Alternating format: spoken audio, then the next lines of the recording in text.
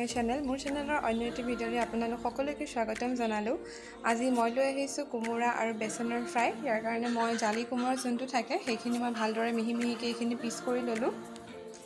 আৰু মই লৈছোঁ বেচন। ইয়াত মই বেচনখিনি ভালদৰে ঘুলি ল'লোঁ, য'ত মই দিছোঁ অকণমান নিমখ আৰু জিৰা গুড়ি আৰু জলকীয়া গুড়ি আৰু গোটেইখিনি ভালদৰে মিক্স কৰি আমি এতিয়া এইখিনি ভালদৰে ইয়াত লেটিয়াই তেলত আমি ভাজি ল'লেই হ'ল।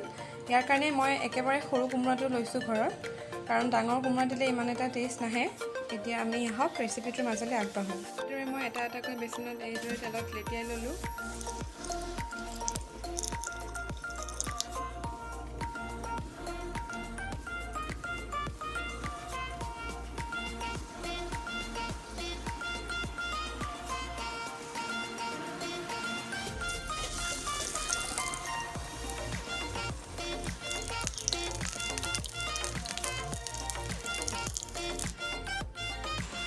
এয়া সম্পূৰ্ণ ৰেডি হৈ গ'ল আমাৰ কোমোৰা আৰু বেচনৰ ফ্ৰাই।